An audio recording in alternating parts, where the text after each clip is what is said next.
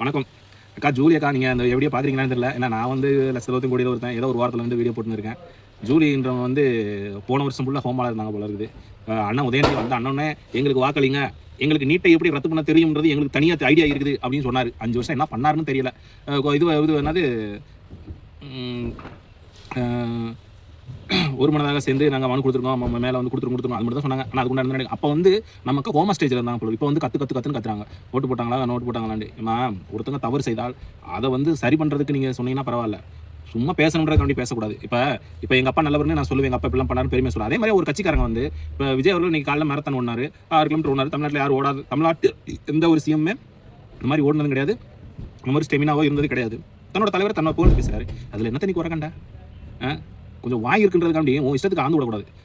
எல்லாம் மக்கள் பார்த்துட்டு தான் இருக்காங்க. நீ நீயே கேவலப்படுத்திக்கிறாத, உன்னை ரொம்ப கேவலமாக மற்றவங்க பேசுகிற அளவுக்கு வச்சுக்கிறாத.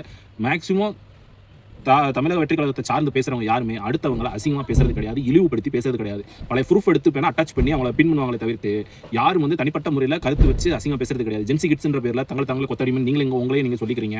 அது மாதிரி பர்சனல் அட்டாக்ன்ற பேரில் சிஎம் எது செஞ்சாலும் அதை கேலி கிண்டல் பண்ணுறது. ஆமாம், அவர் மூவிலேருந்து வந்திருக்காரு, அவர் எது செஞ்சாலும் மூவியில் பண்ணதை கம்பேர் பண்ண தான் செய்வாங்க.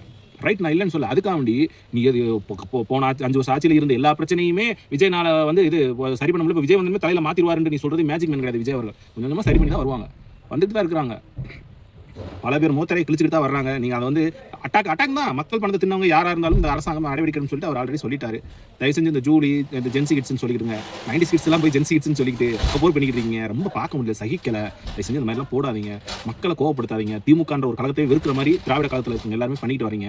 இது வந்து உங்கள் மேலே இருக்கிற மதிப்பை மொத்தமாக இழக்கிறதுக்கு நேரிடும். நீங்கள் பேசுறது எல்லாமே அவதூறு மட்டுமே. மக்களுக்கு உண்டான நலன கருதி எந்த ஒரு கருத்து நீங்கள் பேசுறது கிடையவே கிடையாது. அதுதான் உண்மை.